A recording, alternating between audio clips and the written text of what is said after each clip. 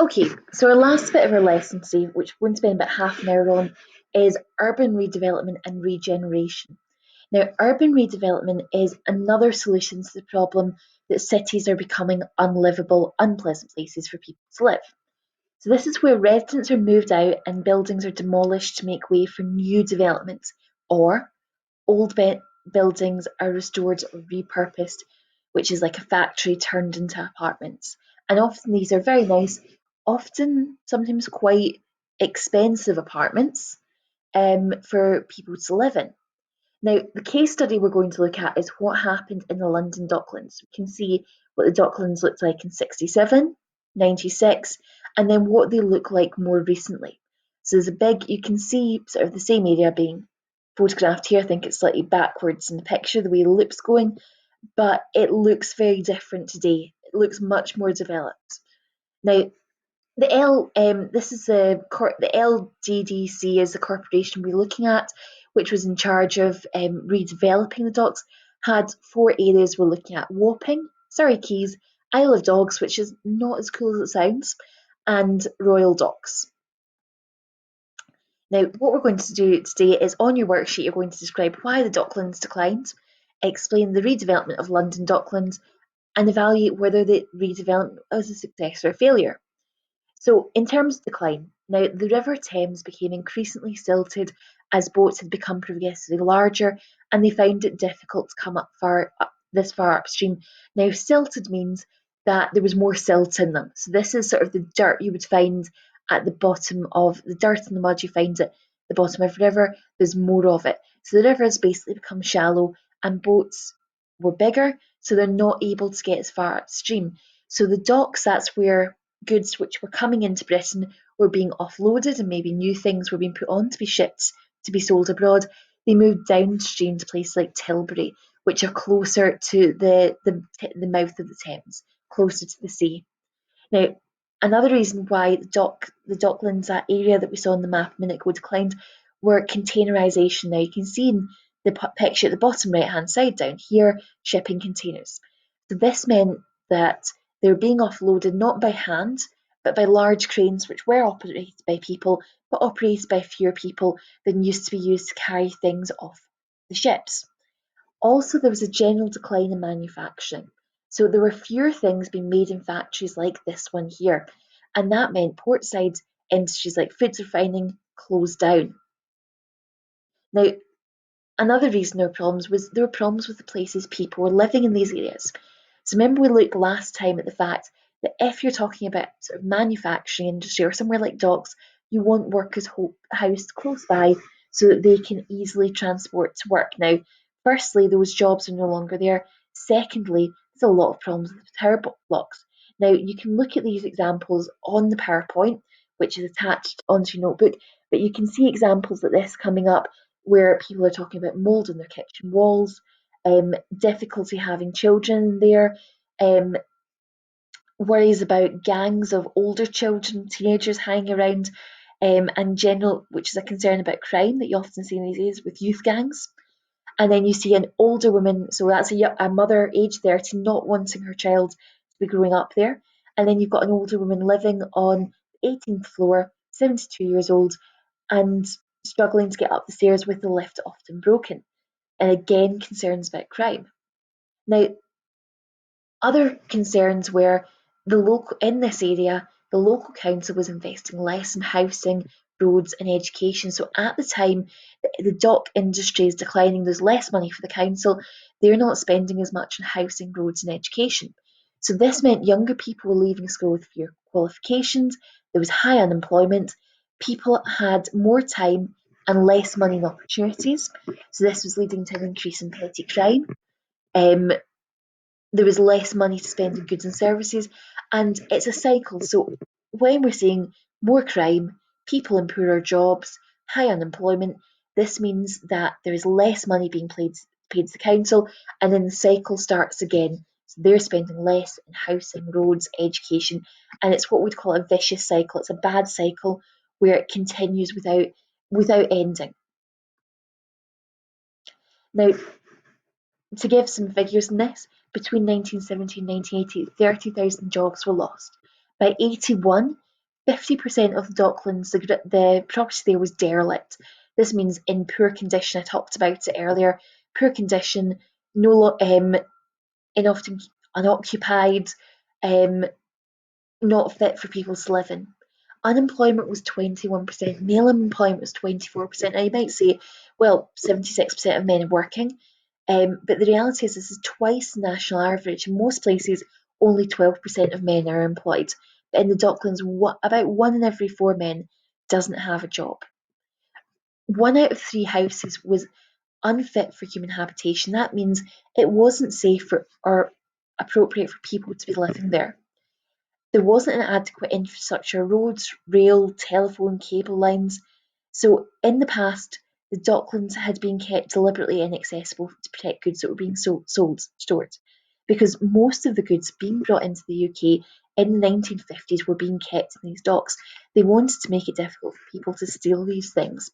So it meant that infrastructure is talking about, is it easier for people to get in and out of this area? Is it easier for people, so that's your roads, your rail, is it easy for people to contact outside this area? And we think about today, that would be, we might be thinking about internet. Now, back then, didn't have internet, but to keep in contact with work, with family, they would need telephones, and this infrastructure wasn't there. Now, what did this area look like? You can see some pictures here about the poor conditions of what these areas looked like. There were, before redevelopment, they were not pleasant places to live. Now, today, in the PowerPoint, you can see much more pleasant pictures of places people live in. You've got the Docklands Light Railway, which connected areas like Canary Wharf with the rest of London. You can see some very pleasant streets. It is now a much more pleasant place to live. Now, the LDDC was the London Docklands Development Corporation. It existed, I think it still exists in some form today, but it was mostly working between 81 and 98, and their aims were to economically regenerate the area by attracting private investment. So basically getting not the government spending money on the area, but by getting private individuals and company to spend money on the area to make it a nice place to live, to physically regenerate the environment of the Docklands to aid the above.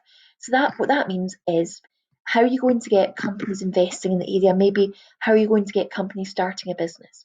What you're going to do is you're going to make this a nice place somewhere they want to do that. So this is where government money comes in, perhaps thinking about, can we make this look like a nicer place, be somewhere that businesses such as banks, as a big example, want to have their offices, want to work, and to improve the living conditions and prospects of the community in the Docklands.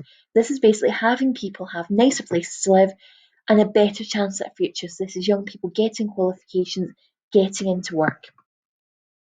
Now, what did they achieve? Now, derelict lands and docks were regenerated. So you can see some pictures there, and you saw some pictures in the last slides. They were regenerated. That means they were knocked down, they were repurposed into something much nicer. Parks and river dockside paths were developed. So they started having, this is your amenities, your things that make it nicer for people to live there.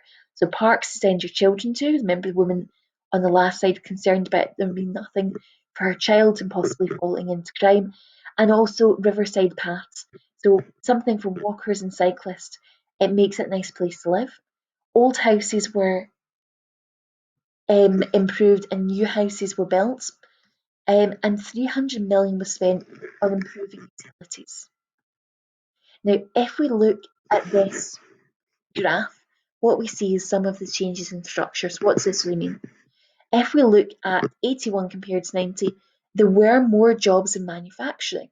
So to the tune of about 4,000 jobs were created in this time in the manufacturing. This is your factories, this is making things. Now, manufacturing had been the traditional industry for people in that area. If you look at financial services, there'd been very, very few people, there's things like banks, very few jobs, less than 2,000 in financial services in 81, but by 1990 there's over 12,000 jobs there. And other services can be things like restaurants, it can be things like cleaning staff, it can be any number of different jobs. But again, we're seeing these massively increase. But the biggest increase is in financial services.